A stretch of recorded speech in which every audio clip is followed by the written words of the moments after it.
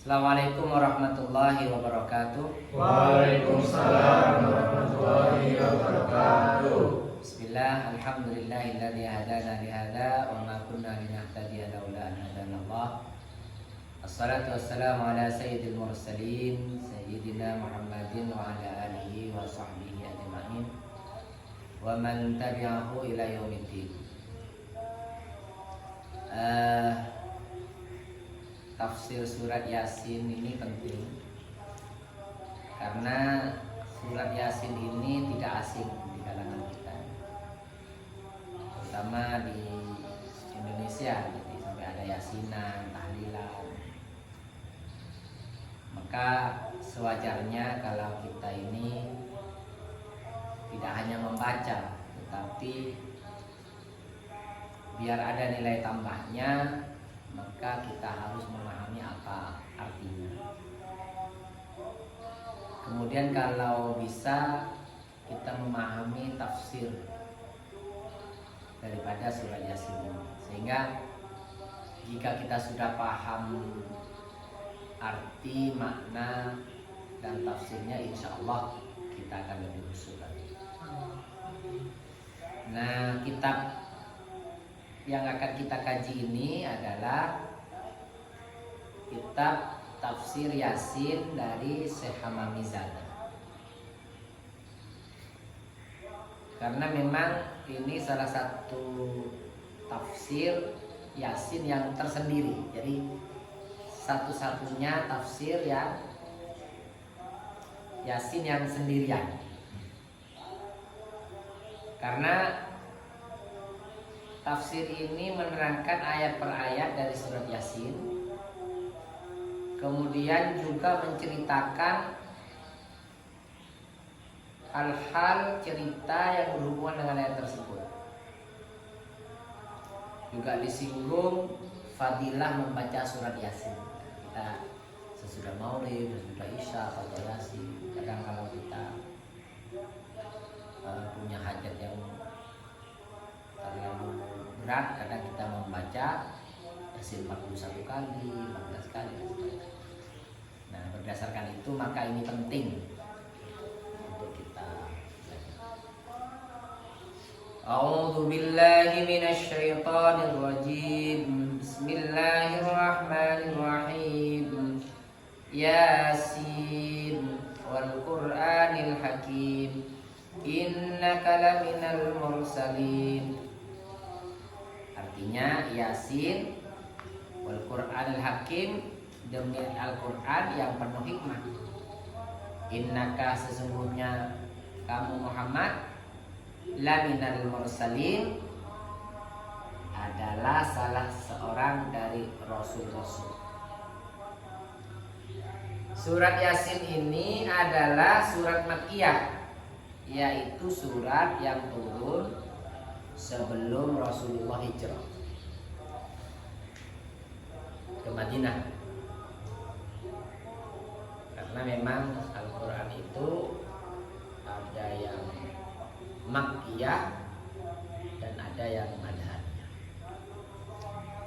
Nah, sebab turunnya surat Yasin ialah karena orang-orang kafir mengatakan sesungguhnya Muhammad bukanlah seorang nabi dan bukan pula seorang rasul, tetapi dia adalah anak yatim Abu Thalib yang tidak pernah pergi ke sekolah dan mempelajari ilmu dari seorang guru.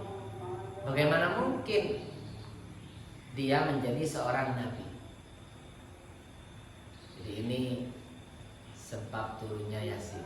Jadi ada kadang memang ayat-ayat Al-Quran itu yang ada sebab-sebab turunnya, namanya sababun nuzul. Ada kitab namanya Asbabun Nuzul, sebab-sebab turunnya Al-Quran. Karena kalau kita paham itu maka baik. Dan ketika orang-orang kafir semakin menjadi-jadi dalam keingkaran mereka, maka Allah Subhanahu wa taala menjawab untuk menolak perkataan orang-orang kafir tersebut dengan menurunkan surat Yasin ini. Dia bersaksi dengan zat yang maha agung atas kerusulan dan kenabian Muhammad SAW. Maka Allah SWT berfirman, wahai Muhammad, jika orang-orang kafir mengingkari kerusulanmu, maka janganlah engkau bersedih, sebab hal tersebut sesungguhnya aku bersaksi bahwa engkau pasti termasuk di antara para rasul. Innaka laminal mursalin. Ini pernyataan dari Allah. Berhubung surat ini menjadi petunjuk dan saksi atas kerusulan beliau, maka sudah pasti kalau surat ini menjadi hatinya Al-Quran. Sebagaimana sabda beliau, inna likulli syai'in qalbah wa qalbul Qur'ani Yasin wa man qara'aha kataballahu lahu qira'atal Qur'ani asyara marrat. Inna likulli syai'in qalba, sesungguhnya setiap sesuatu yang itu mempunyai hati. Wa qalbul Qur'ani Yasin, dan hati daripada Al-Quran itu adalah Yasin. Wa man qara'aha, dan siapa saja qara'a yang membaca kepada Yasin, kataba maka menuliskan Allah, kataba maka menuliskan Allah subhanahu kepada qari qira'at Al-Qur'ani, kepada pembaca Al-Quran asara marrat 10 kali. Jadi kalau baca Yasin 1 kali sama dengan baca Al-Quran 10 kali. Paham ya?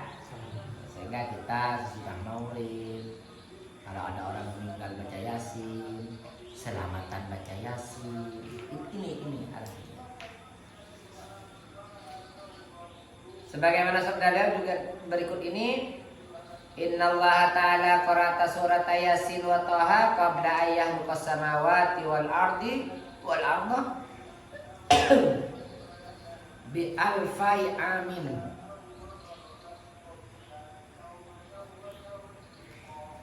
Falamma sami'atil malaikatu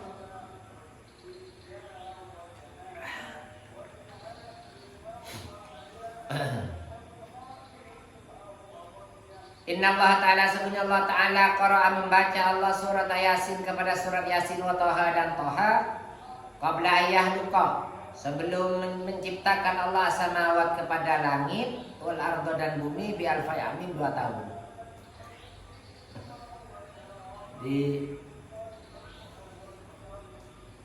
Sebelum langit dan bumi diciptakan, selama 2000 tahun membaca Yasin dan Taha. Falamma sami'at, maka ketika mendengar malaikat, siapa malaikat, qalu berkata para malaikat, tuba li ummati Muhammadin, beruntung umat Muhammad, nazala yang telah turun alaihi atas umat Muhammad, hatani suratani, kedua surat ini. Apa? Yasin dan Taha. Wa tuba, dan beruntung 5 orang tahmilu bihima, yang menghafalkan mereka kepada Yasin dan Taha. Jadi sunnah dihafalkan. Wa tuba li alsinatin tatakallamu bihima, dan sungguh beruntung lidah-lidah yang berbicara dengan kedua surat ini. Jadi harus hafal. Juga ada hadis, inna ahlal jannati, sesungguhnya penduduk surga layak ra'una, tidak membaca mereka sayaan kepada sesuatu min Al-Quran, dari Al-Quran, illa Taha, kecuali surat Taha, wa Yasin dan Yasin, wa surat Ar-Rahman dan surat Rahman. Ini perlu diingat-ingat. Jadi ayat, makanya oleh ulama kadang dikumpulkan dalam munjiat. Ada Waqi'ah, ada Yasin, ada Taha, ada Rahman.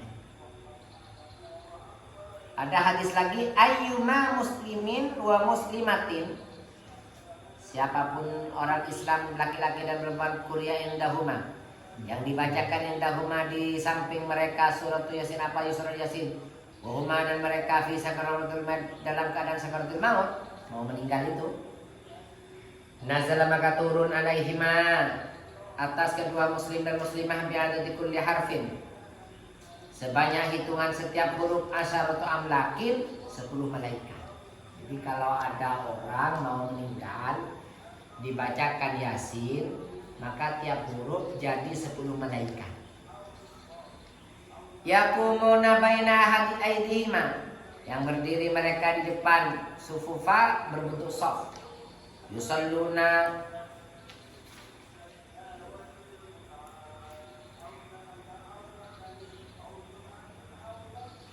Yusalluna alaihima, memintakan ampun, berdoa mereka atas kedua muslim dan muslimah yang saling berteman. Wa yastaghfiruna, dan minta ampun lahuma kepada muslim dan muslimah. Wa yashhaduna, dan menyaksikan malaikat rusulahuma kepada penyucian kedua muslim dan muslimah. Wa yutbi'una, dan mengikuti mereka jenazahahuma kepada jenazah kedua muslim dan muslimah. Jadi kalau ada orang mau meninggal, maka sangat dianjurkan untuk dibacakan surat Yasin. Jangan ngomong sendiri-sendiri. Jadi karena kita sudah tahu seperti ini, kalau kita di dekat orang yang sakit, sudah mau menghadapi kematian, jangan banyak bicara. Berzikir, kalau bisa baca ya Yasin. Paham ya? Nabi juga bersabda, aksiru qiraat hadis surah, perbanyaklah kalian qiraat hadis surah, membaca ini surat. Fa inna fiha, maka sesungguhnya fiha di dalam surat khosoison kasiratan, kehususan yang banyak. Sehingga dalam penjelasan hadis disebutkan satu, apabila orang lapar membaca dengan khusyuk, maka Allah menjadikannya kenyang dengan kemurahannya. Puasa kayak sekarang misalkan, dan lapar baca Yasin, setelah itu makan. Tidak baca Yasin. Menunggu bukan, menunggu matangnya gitu. Baca Yasin dulu nak. Kenapa belum matang ini? Yang kedua, jika orang yang ketakutan membacanya, maka Allah akan menghilangkan kesedihan dan ketakutannya. Mungkin punya hutang, punya apa, baca Yasin dengan khusyuk. Jika orang fakir membacanya, maka Allah akan membebaskan hutangnya. Makanya kalau banyak hutang, banyak-banyak baca Yasin. Jika orang mempunyai hajat membacanya, maka Allah akan memenuhi hajatnya. Yang kelima, barang siapa yang membacanya di waktu pagi, maka ia berada dalam dunia sampai sore. Di dalam negeri manapun selain dibaca atau diterangkan, maka Allah akan mengangkat bala, kelaparan, kemahalan harga, wabah, dan penyakit lainnya dari penduduk negeri tersebut sebab kemudian surat ini. Makanya kalau di pondok-pondok itu dibacakan sampai mem itu. Kita di sini baca, yaitu harapannya. Yang ketujuh, barang siapa yang membacakannya di waktu malam, maka keluarganya berada dalam perlindungan Allah sampai subuh.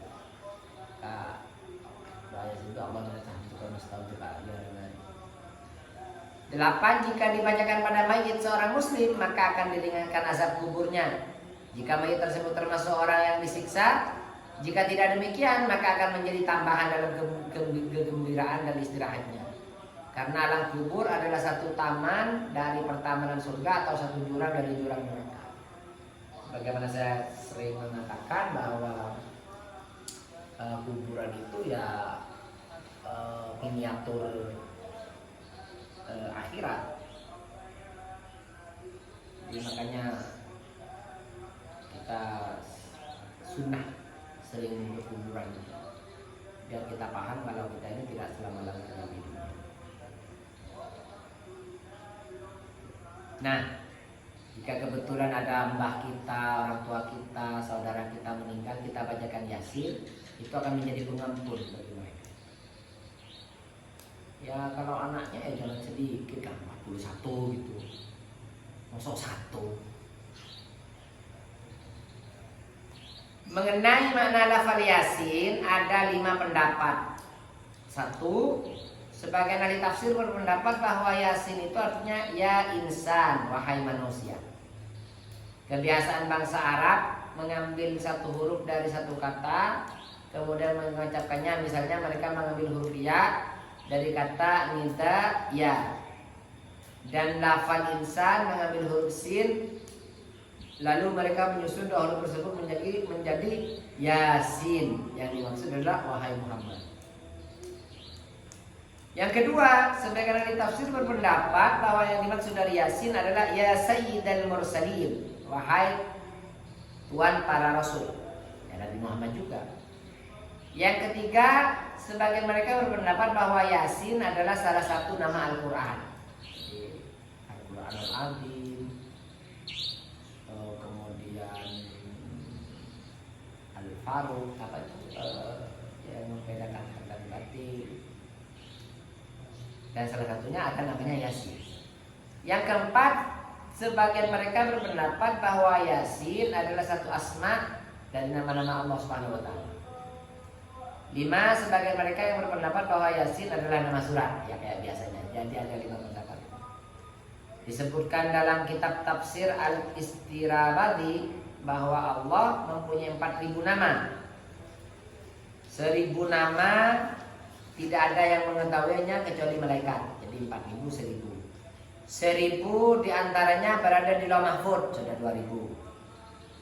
300 di dalam kitab Taurat, 300 di dalam kitab Injil, 300 di dalam kitab Zabur, 100 diantaranya ada di dalam kitab Al-Quran.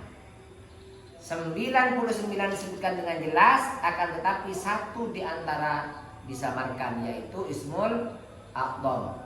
Tidak ada yang mengetahui kecuali para nabi dan para rasul. Jadi 4.000, 1 malaikat, 1 Lauh Mahfuz, kemudian 1.000 lagi. 3.000. Hah? Katanya 4.000. 1.000 malaikat, 1.000 Lauh Mahfuz, Terus yang 300 Taurat. kan 1.000 berarti. 1.000-nya mana? 100-nya. Iya.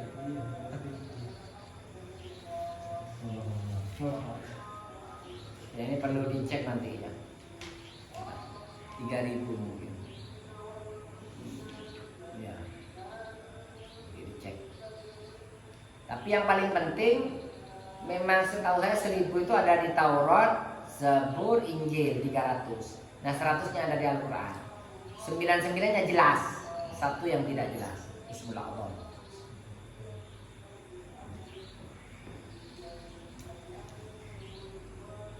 Ala siratim mustaqim, atas jalan yang lurus. Yang dimaksud dengan jalan adalah agama Islam. Arti ayat 1-4 ialah, wahai Muhammad, sesungguhnya engkau pastilah salah seorang dari utusan-utusan Allah. Agamamu adalah kebenaran dan keselamatan, sedangkan orang kafir berada di atas agama yang batil. Jika ditanya, Allah Subhanahu wa taala bersumpah Muhammad adalah salah satu utusannya. Jika sumpah ini untuk orang-orang kafir demi membenarkan bahwa Muhammad adalah salah seorang dari utusan Allah, maka mereka tidak akan membenarkannya. Jika sumpah ini untuk orang muslim demi membenarkan bahwa Muhammad adalah salah seorang dari utusan Allah, maka mereka telah membenarkan tanpa sumpah. Lantas, apa faedah sumpah itu? Paham ya? Bagi orang kafir mau sumpah serapah, mereka tidak beriman. Sedangkan bagi mukmin tanpa sumpah pun mereka sudah beriman. Dan di mana letaknya? Itu maksudnya ya. Maka jawabannya adalah, sesungguhnya Allah Subhanahu wa taala bermaksud mempertegas, mentaukid kalamnya bagi orang-orang yang ingkar. Maka sumpah adalah salah satu bentuk penegasan atau taukid. Oleh karena itu Allah SWT bersumpah sebagaimana argumentasi hujjah. Tanzila sebagai wahyu yang diturunkan. Jika dibaca dengan i'rab nasab, tanzila, ya, maka nasabnya dari fi'il yang dibuang. Perkiranya dari takdirnya adalah iqra tanzila. Nah gitu. Jadi fi'il amar, jadi fi'il amar yang dibuat. Iqra tanzila. Jadi di sebelah itu namanya Iqra tanzila. Bacalah Al-Quran yang diturunkan dari Zat yang Maha Mulia. Artinya ialah, wahai Muhammad, bacalah Al-Quran yang diturunkan dari Zat yang Maha Mulia lagi Maha Penyayang.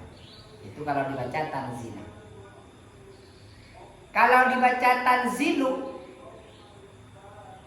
tanzilul azizir rahim misalkan. Jika dibaca dengan i'rab rafa di dhamma, maka menjadi khabar dari mubtada yang dibuang. Maka takdirnya adalah Al-Quran itu diturunkan kepadamu dengan perantaraan malaikat. Al-Quranu tanzilul azizir rahim. Gitu maksudnya ya. Jadi boleh dibaca tanzilah, boleh dibaca tanzil.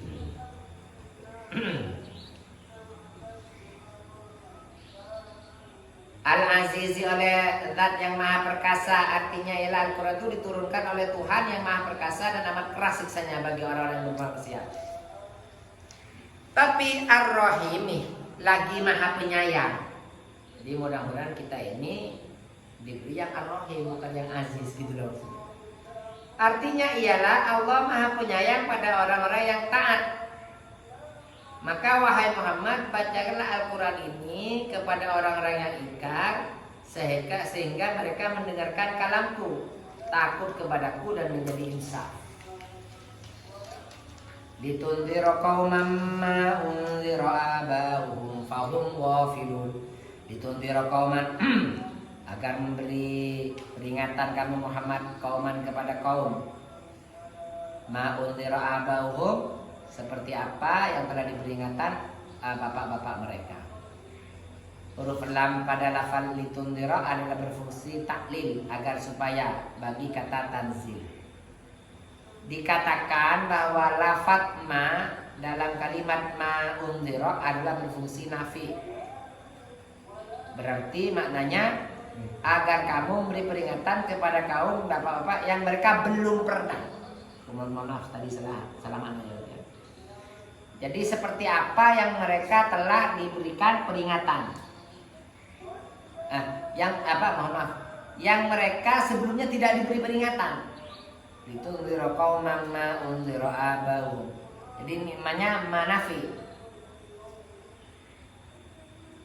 Artinya ialah di mana nenek moyang mereka belum diingatkan karena panjangnya masa fatrah. Apa masa fatrah itu? Masa yang tidak ada utusan Allah. Jadi kalau kaum itu tidak ada utusan Allah, ya nggak kena hitop, nggak kena perintah. Ada juga yang mengatakan ma dengan arti alladzi, yang berarti agar supaya engkau mengingatkan dengan sesuatu yang diperuntukkan untuk mengingatkan nenek moyang mereka. Seperti saya tadi itulah. Jadi terjemahan saya pertama tadi, litundhira qauman ma unzira aba'uhum. Untuk kamu memberi peringatan kepada kaum sebagaimana atau seperti apa unziru yang telah diberi peringatan aba'uhum, siapa bapak-bapak mereka. Itu yang pertama. Yang kedua, litundhira qauman ma unzira aba'uhum, untuk memberikan peringatan kepada kaum yang tidak diberi peringatan siapa bapak-bapak mereka. Ini indahnya Al-Quran. Sedikit dibaca lagi ya. Kalau saya karena paham, sudah belajar nahwu sorof ya paham sedikit maksudnya. Fahum ghafilun, karena mereka lalai dari iman dan petunjuk. Artinya, wahai Muhammad, kami menurunkan kepadamu Al-Quran ini supaya engkau gunakan untuk menakut-nakuti kaum yang belum pernah ditakut-takuti. Jadi mengikuti, memberi peringatan kaum yang sebelumnya belum pernah diperingatkan. Atau juga tadi diberi peringatan sebagaimana mereka juga bapak mereka diberi peringatan. Yang dimaksud dengan kata kaum adalah kaum Quraisy. Karena mereka sejak zaman Nabi Ismail sampai masa Muhammad sekarang, masa itu Muhammad belum kedatangan seorang nabi dan seorang rasul pun. Karena itu mereka lupa tidak mengenal suatu agama dan syariat. Jadi, gitu ya. Jadi memang faktornya lama sekali dari Nabi Isa sampai Nabi Muhammad. Allah alam.